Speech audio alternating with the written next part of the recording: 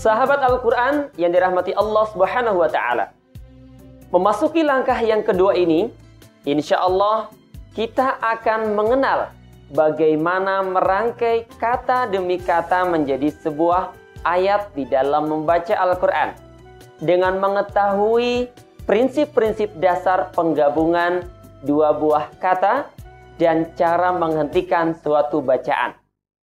Kita akan mulai dari pelajaran yang pertama, yaitu mengenal prinsip-prinsip huruf yang dilewat di dalam bacaan. Untuk memudahkan pelajaran ini, saya akan menggunakan beberapa perumpamaan untuk tanda-tanda baca yang sudah kita kenal pada pelajaran yang pertama. Misalnya, saya akan menggunakan perumpamaan huruf gundul untuk huruf-huruf yang tidak diberi tanda baris atau huruf-huruf yang diberi warna biru. Kemudian, kita sebut huruf bertanda bulan apabila menemukan huruf bertanda mati. Dan yang ketiga, kita sebut huruf bertanda matahari untuk tanda tasydid. Kita akan coba praktekkan setiap perumpamaan yang telah dijelaskan. Yang pertama, apabila kita menemukan huruf-huruf yang diberi warna biru atau tidak diberi tanda syakal, yang kita sebut dengan huruf gundul tadi, maka kita lewat huruf-hurufnya, tidak perlu dilafalkan.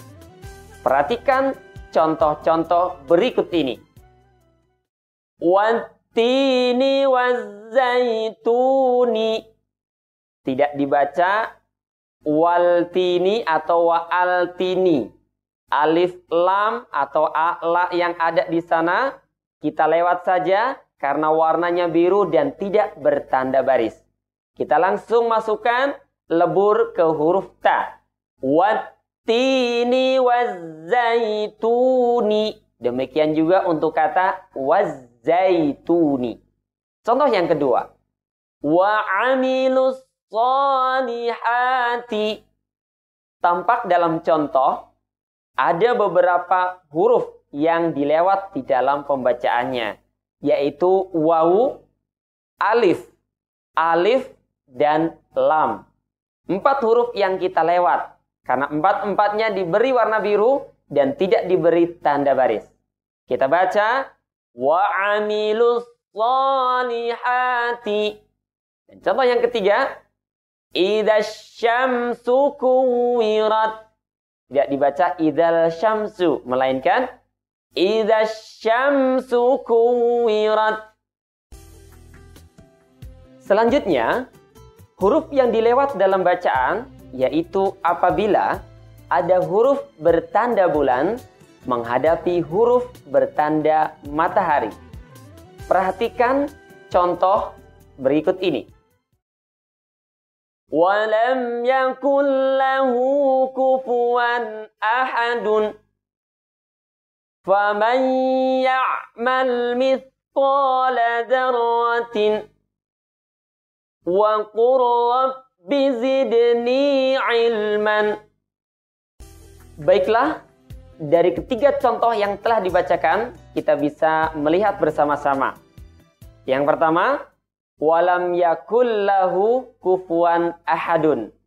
Tidak dibaca dengan bunyi walam yakun lahu kufuwan ahadun. Melainkan huruf nun yang bertanda bulan di sana, kita leburkan kepada huruf lam yang bertanda matahari. Bunyinya menjadi walam yakul lahu kufuwan ahadun. Kemudian kita juga lihat contoh yang kedua, yaitu faman ya'mal mithqala dzarratin. Tidak dibaca seperti tadi, tidak faman ya'mal, melainkan nunnya kita leburkan kepada huruf ya. Faman ya'mal. Faman ya'mal mithqala dzarratin. Dan contoh yang ketiga juga tidak kita baca dengan bunyi wa qul rabbi zidni ilman, melainkan kita lewat huruf lamnya dan langsung masuk kepada huruf ro. Bunyinya menjadi wa qul rabbi zidni ilman. Yang ketiga, huruf yang dilewat di dalam membacanya yaitu huruf yang bertanda tanwin atau akhiran n menghadapi huruf bertanda tasydid. Perhatikan contoh-contoh berikut ini. Fi jidiha hablum mim masadin. Tidak dibaca fi jidiha hablun min masadin. Melainkan kita lebur huruf bertanda tanwin dan juga huruf nun bertanda bulannya kepada huruf bertanda matahari. Fi jidiha hablum mim masadin. Contoh yang kedua, wailul likulli humazatin. Tidak kita baca dengan bunyi wailun likulli, tetapi bunyi n-nya dilebur, dilewat, masuk ke huruf lam yang bertanda tasydid. Wailul likulli humazatin. Dan contoh yang ketiga, mata'an lakum wa li'an'amikum. Ada kata mata'an di sana menghadapi lakum yang bertanda tasydid atau tanda matahari. Tidak dibaca mata'an lakum melainkan mata'an lakum wa li'an'amikum. Baik, demikian 3 hal yang berkaitan dengan huruf-huruf yang dilewat di dalam membaca Al-Quran. Saya ulangi, yang pertama yang mesti dilewat ketika kita membacanya adalah huruf-huruf gundul atau huruf-huruf yang tidak bertanda baris, yang dalam mushaf syamil Al-Quran kita temukan berwarna biru. Yang kedua, huruf yang dilewat adalah huruf yang bertanda bulan menghadapi huruf bertanda matahari. Dan yang ketiga adalah huruf yang berakhiran n menghadapi huruf bertanda tasydid. Pelajaran yang ketiga yaitu mengenal cara membaca lafaz Allah. Di dalam membaca Al-Quran, kita sering menemukan ada saat di mana lafaz Allah dibaca dengan suara menebal, yaitu Allah. Dan pada kesempatan yang lain dibaca dengan suara tipis, semisal illah, lillah, billah. Ada beberapa hal yang memudahkan kita semua untuk membaca lafaz Allah ini dengan baik dan benar.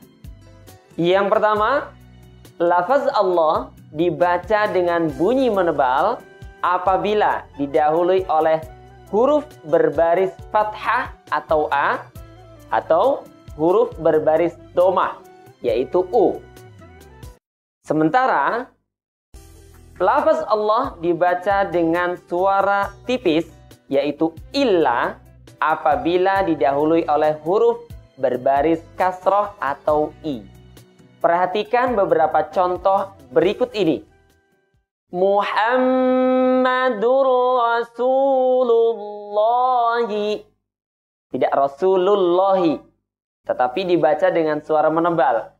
Muhammadur Rasulullahi. Dan yang kedua, anna Muhammadar Rasulullahi. Dan yang ketiga, fi Rasulillahi uswatun. Kenapa kita baca dengan suara tipis lillahi? Karena lafaz Allah didahului oleh huruf berbaris kasrah. Rasuli bertemu dengan Allahi, dibaca menjadi Rasulillahi. Saya ulangi sekali lagi. Fi Rasulillahi uswatun. Demikian contoh bagaimana cara membaca lafaz Allah yang didahului oleh harokat fathah dan doma, serta lafaz Allah yang didahului oleh harokat kasrah. Selanjutnya, kita akan memasuki pelajaran yang ketiga. Pelajaran yang ketiga yaitu mengenal prinsip-prinsip dasar untuk menghentikan suatu bacaan. Dan juga tempat-tempat pemberhentian di dalam membaca Al-Quran. Secara sederhana, prinsip dasar menghentikan suatu bacaan yaitu dengan cara mematikan bunyi akhirnya. Perhatikan beberapa penjelasan berikut ini. Yang pertama, apabila huruf terakhir dari kalimat yang kita baca itu bertanda mati atau bertanda bulan, maka kita baca sebagaimana adanya yang tertulis. Sebagai contoh, lam yalid wa lam yulad. Kita baca persis seperti sebelumnya. Lam yalid wa lam yulad. Selanjutnya, yang kedua, apabila huruf akhir berharokat fathah, kasrah atau dhammah, maka kita baca dengan cara mematikan bunyi akhirnya. Sebagai contoh, qul a'udzu birabbil falaki. Kita baca menjadi qul a'udzu birabbil falaq. Perhatikan sekali lagi, pada mulanya kita temukan berharokat kasrah pada kalimat al-falaki. Qul a'udzu birabbil falaq. Kita baca menjadi qul a'udzu birabbil falaq. Yang ketiga, apabila huruf akhirnya berharokat fathah, kasrah, dan dhammah, namun didahului oleh bacaan panjang, maka kita matikan huruf akhirnya dengan terlebih dahulu memanjangkan bacaannya. Sebagai contoh, qul a'udzu birabbin nasi. Sin atau huruf sa di akhirnya berharokat kasrah, sebelumnya didahului ada bacaan panjang an-nasi. Maka kita baca menjadi qul a'udzu birabbin nas. Dipanjangkan terlebih dahulu baru kemudian dimatikan huruf akhirnya. Perhatikan sekali lagi, pada mulanya kita temukan seperti ini. Qul a'udzu birabbin nasi. Kita baca menjadi qul a'udzu birabbin nas. Prinsip yang keempat, apabila huruf akhirnya bertanda panjang, maka kita panjangkan sebagaimana adanya. Sebagai contoh, idza zulzilatil ardu zilzalaha. Tanda panjangnya menunjukkan tanda panjang yang 2 harokat, maka kita panjangkan suaranya dengan cara diayunkan atau dicengkok bunyinya. Perhatikan bagaimana saya membacanya. Idza zulzilatil ardu zilzalaha. Perhatikan sekali lagi, tidak terlalu panjang, cukup sekali cengkok. Idza zulzilatil ardu zilzalaha. Tidak boleh terlalu panjang seperti ini. Idza zulzilatil ardu zilzalaha. Ini terlalu panjang ya. Atau tidak boleh juga pendek atau ala kadarnya. Idza zulzilatil ardu zilzalaha. Nah, ini terlalu pendek ya. Kita baca dengan cara yang seharusnya, yaitu seperti berikut ini.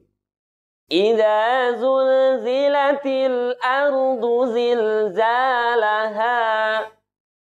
Baik. Prinsip yang kelima, apabila huruf akhirnya berakhiran an, ingat huruf akhirnya berakhiran an, bukan in dan bukan un, melainkan akhiran an. Maka kita baca dengan cara memanjangkan suaranya selama 2 harokat, sebagaimana cara membaca pada prinsip yang sebelumnya. Sebagai contoh, ada kalimat wal adiyati dobhan. Huruf haknya berakhiran an, dobhan. Kita baca dengan cara seperti ini. Wal adiyati dhabha. Dengan cara yang sama kita ayunkan suaranya. Wal adiyati dhabha. Lalu bagaimana jika huruf akhirnya berakhiran in dan berakhiran un? Nah, ini cara membacanya sama seperti prinsip yang kedua, yaitu cukup dengan cara mematikan bunyi akhirnya.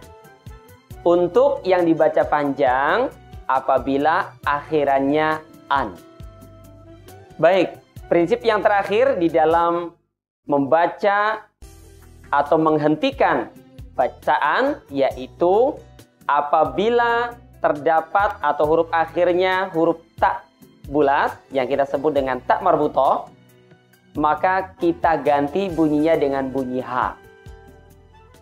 Sebagai contoh, al-qari'atu kita baca menjadi al-qari'ah.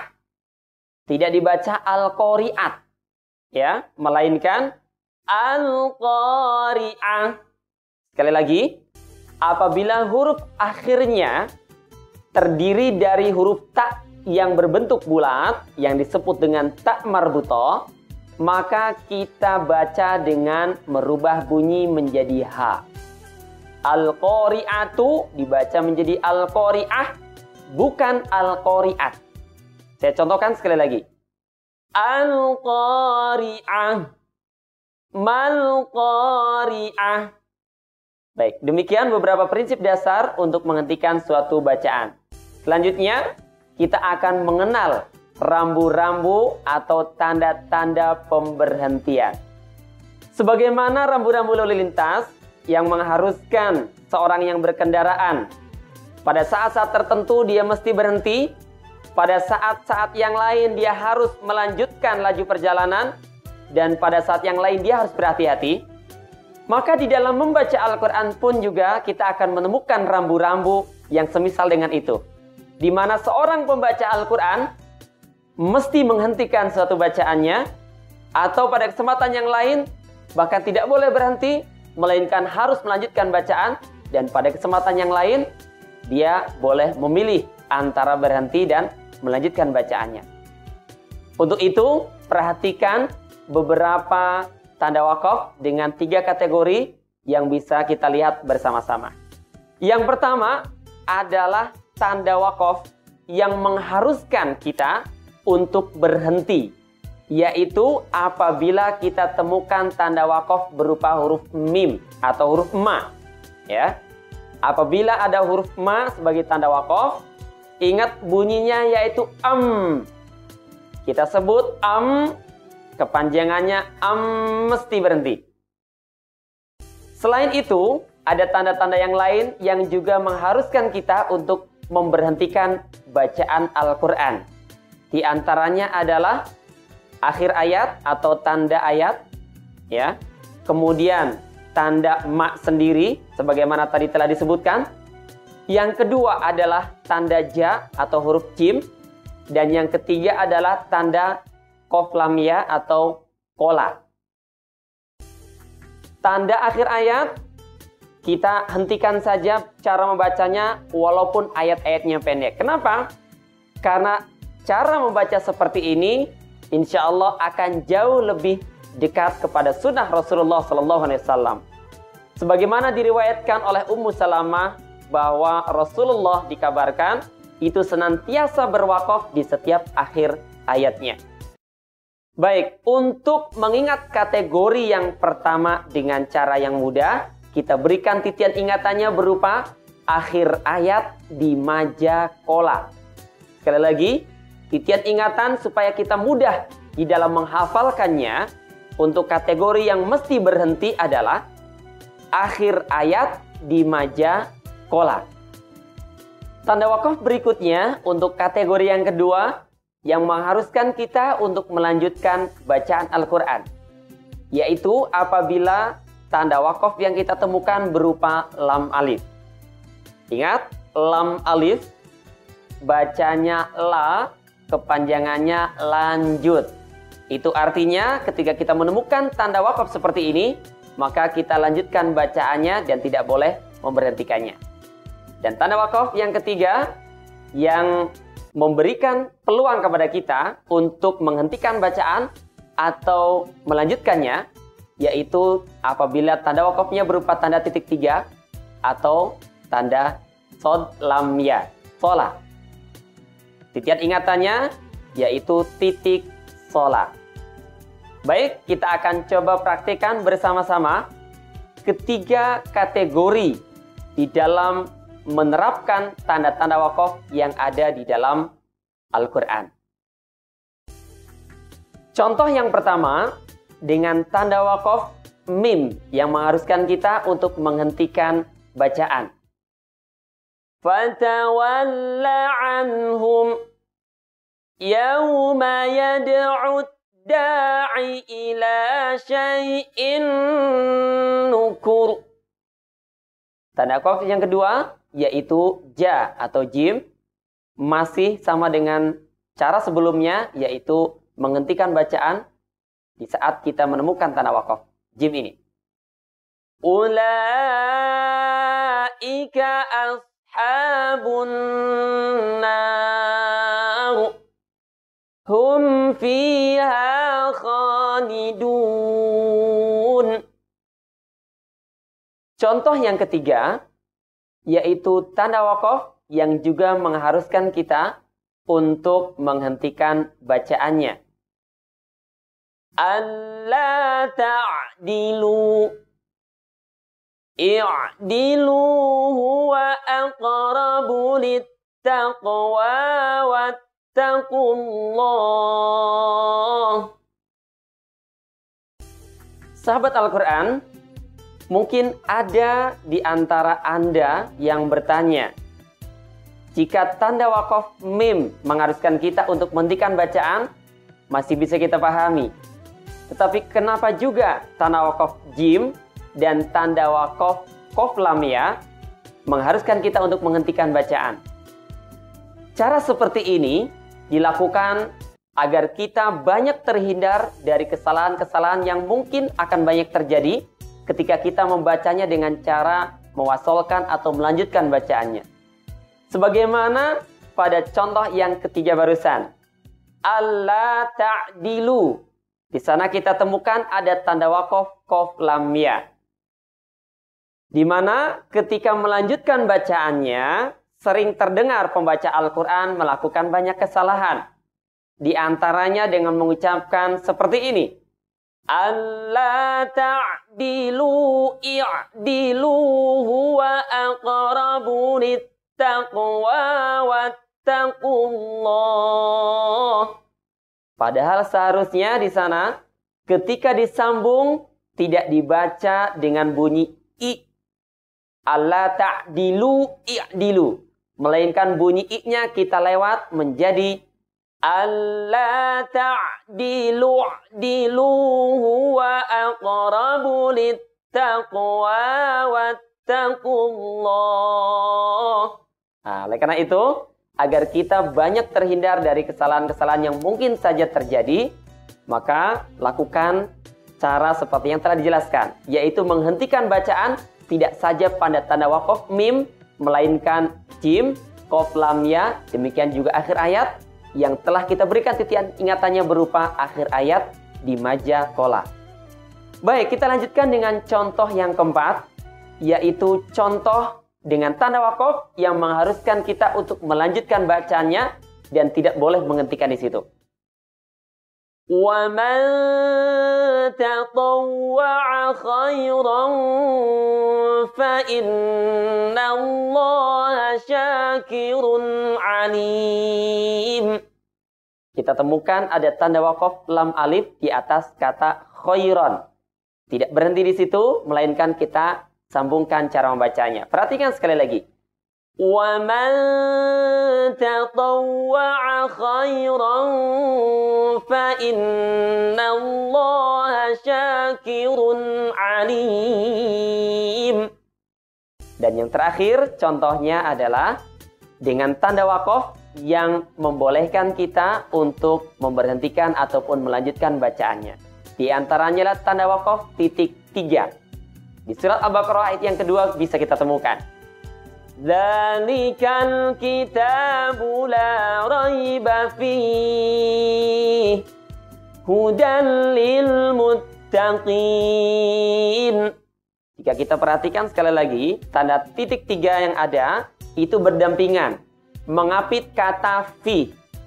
Menunjukkan bolehnya kita berhenti baik pada tanda titik yang pertama ataupun pada tanda titik yang kedua. Dan juga membolehkan kita untuk melanjutkan kesemuanya. Sebagai contoh, saya akan mencoba mengulangi sekali lagi cara yang pertama.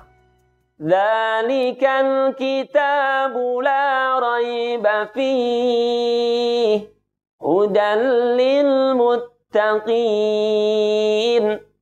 Cara yang kedua, boleh kita menghentikan pada titik yang pertama dan melanjutkan dari titik yang kedua. Dzalikal kitabu la raiba fihi hudan lil muttaqin. Cara yang ketiga, disambung semuanya. Dzalikal kitabu la raiba fihi hudan lil muttaqin. Yang tidak boleh adalah ketika kita menghentikan di setiap tanda titik yang ada. Misalnya, dzalikal kitabu la raiba fihi hudan lil muttaqin. Nah, cara yang keempat, ini tidak boleh dilakukan. Baik, sahabat Al-Quran sekalian, dengan demikian selesai sudah pembahasan kita mengenai bagaimana prinsip dasar menghentikan suatu bacaan dan juga rambu-rambu atau tempat-tempat pemberhentian di dalam membaca Al-Quran. Insya Allah kita akan lanjutkan pada langkah yang ketiga.